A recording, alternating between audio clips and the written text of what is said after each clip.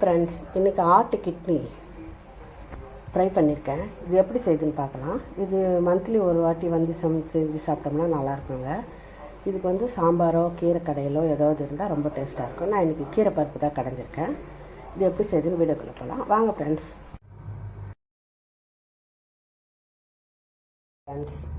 இன்றைக்கி ஆட்டு பாருங்க கிட்னி வேணுந்தார் எங்கள் வீட்டில் ஒரு 200 கிராமு. அதை வந்து நான் இப்போ அது ஃப்ரை பண்ண போகிறேங்க.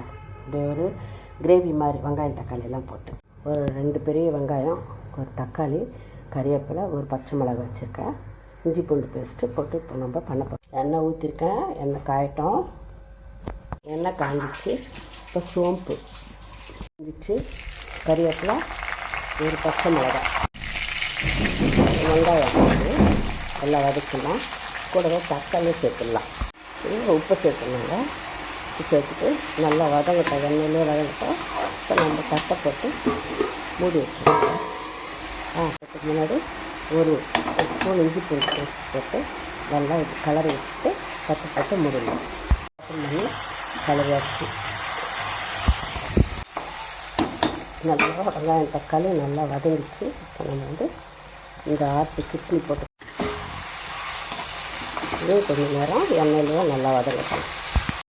ஒரு 1/4 ஸ்பூன் மஞ்சள்தூள், 1 ஸ்பூனு மிளகாத்தூள், சில்லி ஒரு 1/4 ஸ்பூன்.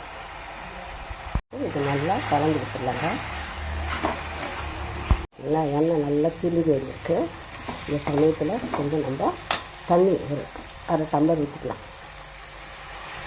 ஆனால் கிட்னி வேகணும் இல்லையா, அதனால் தண்ணி ஊற்றி உப்பு காரம் செக் பண்ணிட்டு இப்போ மூடி வச்சுலாங்க. நல்லா இப்போ வெந்துடுச்சுங்க. வெந்து தண்ணியெல்லாம் சுண்டிச்சு. இன்னும் கொஞ்சம் நம்ம கிரேவியாக வேணும்னாலும் கிரேவி பண்ணலாம். அதை கொஞ்சம் ட்ரையாக வேணும்னா நான் கொஞ்சம் ட்ரை ஆக்க போகிறேங்க. அவ்வளோதாங்க, இந்த ட்ரை போதும். இப்போ நம்ம கொத்தமல்லியை போட்டுட்டு நம்ம ஸ்டவ் ஆஃப் பண்ணிடலாம்.